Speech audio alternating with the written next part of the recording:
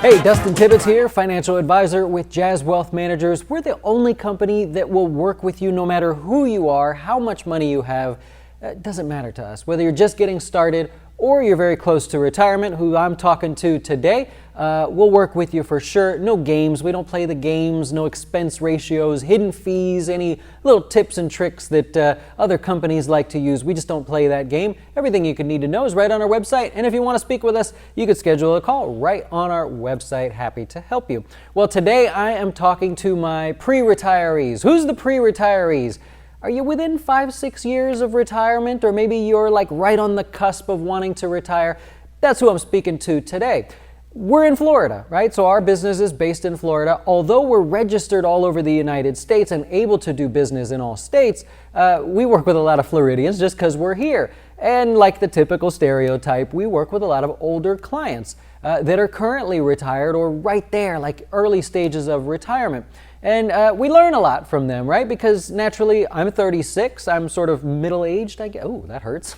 I'm sort of in the middle there. But a lot of people are retired. And their actions sort of teach us a lot about what does a 65, 70, 75-year-old person actually go through in life. And a lot of our younger clients just can't envision that. And so that's a problem. Hopefully this helps the younger clients as well. But today I'm talking to those of you that are pre-retirees. I want to give you 4 things that I won't call them mistakes, but they're sort of little things that people mess up when they're right on the cusp of getting ready to retire. So let's get started here. We'll start with the first thing on the board is a lot of people think when they get to retirement, all of a sudden they got to act really conservative, right? Oh man, Dustin, my investments got to be really calm. I've got to have bonds in there. I might want to work with some CDs, things like that. And that's not really always the case. It may be for you, and of course we'll treat you one-on-one to see what kind of what's best for you. But in reality, if you're, let's say, 62 years old, and that's your retirement age, and you've planned that, maybe you're 52 now, but you're planning on 62, how long do you think you'll live? Let's just say you live to 87. Let's go with 87. So we've got 25 years there. You have 25 years that you potentially could still need to grow your money. And so it's a real mistake for people to say, gosh, I need to act conservative when I retire. Not so, right? Anybody that tells you to be super conservative from the moment you retire maybe sort of misguiding you there. If you have 25 years left to invest, you certainly don't want to invest all of it aggressively, but there still needs to be a portion that sort of gets you that extra growth. More conservative than normal for sure, but there certainly still needs to be room for aggressive investments. So don't be scared of that, right? So when you get to retirement, or if you're even close to retirement and you're thinking about scaling back your investments, probably not the case.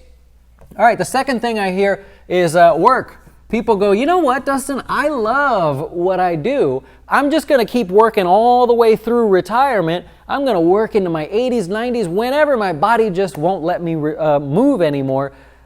That's a tough one. Although we hope that's what happens for you, you sort of want to, behave for the best possible situation, but plan for the worst possible situation.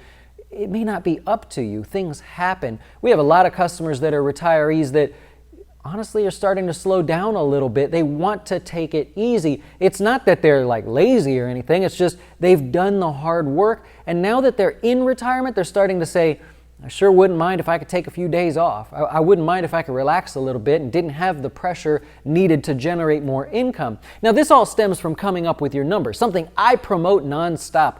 I don't want you to think about how much you'll pull out in terms of a percentage. I'll get to that in a second. But I want you to know how much you pull out in terms of income. That can fluctuate, by the way. You know the videos that I do where I say, if you put so much away, then you'll have $60,000 in retirement or $50,000 or whatever. They're just examples. You know that number can fluctuate.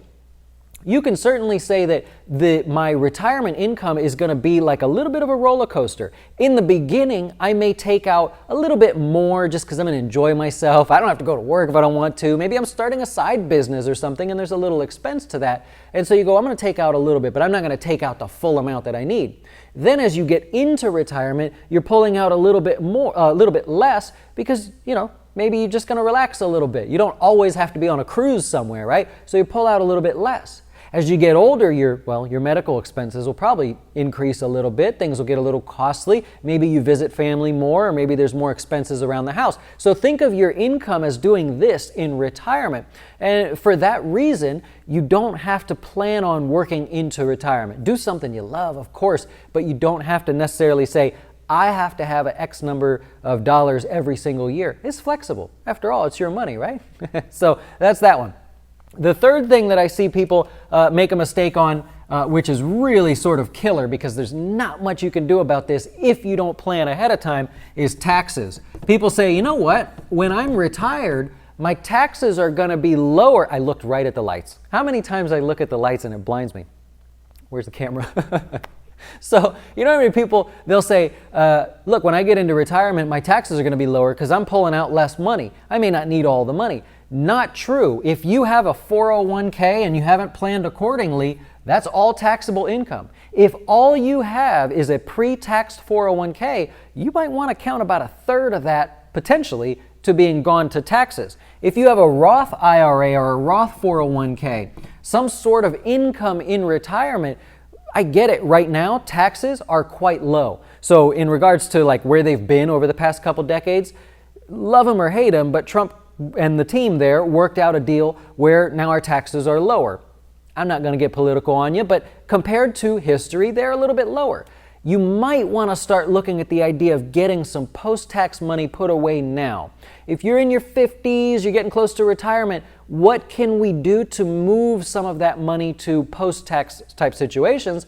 So then, yes, when you get to retirement, we can make your taxes lower, but it requires a little bit of planning ahead of time. Unfortunately, most people won't help you with that. If you're working with Fidelity and you call them up and say, I need help with this stuff, they're going to say, well, we're not allowed to help you with that. We don't do that. We're not that sort of service. You just pick your investments and we'll make a little bit off of you.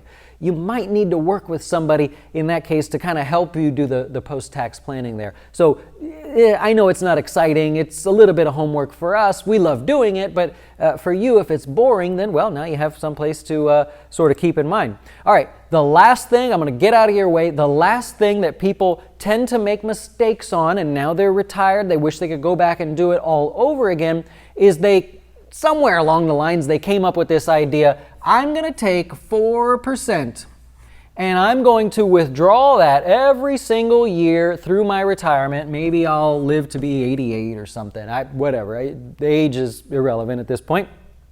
And they go, that's going to do the trick. I read a book, I saw the article. 4% withdrawal rate is the safe withdrawal rate. That's actually how they define it. It may be true, right? There's a lot of sort of great information behind that, and I'm certainly not going to knock that at this point. What I'm going to do is sort of maybe worry you a little bit. What happens if during your retirement, doesn't it always happen this way, when you get to retirement, we experience a period of really slow growth?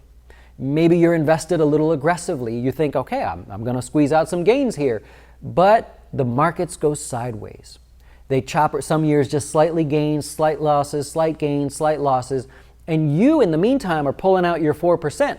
The markets aren't returning anywhere near that as a possibility. Now what's happening? You're drawing on your money in periods of slow growth. It's a real possibility. Remember, you got 25 plus years, you're going to be retired. There will be a moment of slow growth in your retirement. What happens if inflation gets out of check for a little bit? We sort of look at the 2.3 to sort of 3 as our inflation projections for right now. What happened? Some of you have lived through this, right? If you're pre-retirees, you've been through more than I have as far as inflation getting out of control. I've studied it, but you lived through it. What if that happens again, right? What if that happens while you're pulling 4% out of your retirement accounts? What if you need 6% because inflation gets out of control? Something to think about.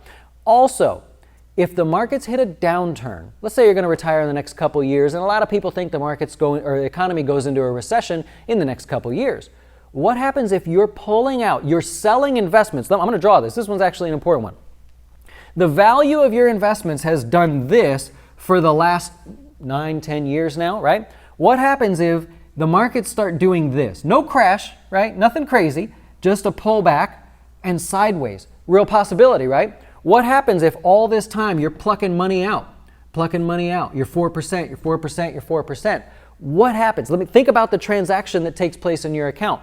You have to sell positions and take the cash. Sell positions, take the cash. You're selling on a downswing, which means what? When the markets start to turn back again, right? Hopefully this happens for you, that the markets turn back higher, you now have a smaller piece of your pie participating in the growth, and thus that means that your growth isn't going to be as good dollar-wise, right?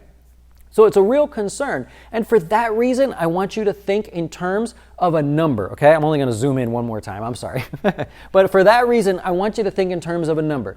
Do you make $60,000 right now? Right? I hope you make a lot of money, but if you make $60,000 right now and you say, you know what, I think I can live off of $50,000 in today's terms. That's how I want you to think about it. So year one of retirement, $50,000. Year two of retirement, $50,000 will account for inflation along the way, right? Year three, year four, year five, $50,000 in today's terms. Are you able to live off of that? See, you already know right now you can live off that. You're living off the $60,000 or whatever your income is. So if we're close to that, add a little Social Security in there, add a little extra income, whatever you have, all of a sudden you go, I can do that. Maybe I don't need the full $60,000 when I retire and I do the whole roller coaster income thing, but I can do that. If there's more inflation, we're factoring it in as we go. See, we calculate that inflation number each year as our clients are saving. So we're accounting for inflation as it happens. We're not guessing what inflation could do in the future. I don't know anybody else that does it that way. That's the tight way to do it, so you know you're getting the right number there.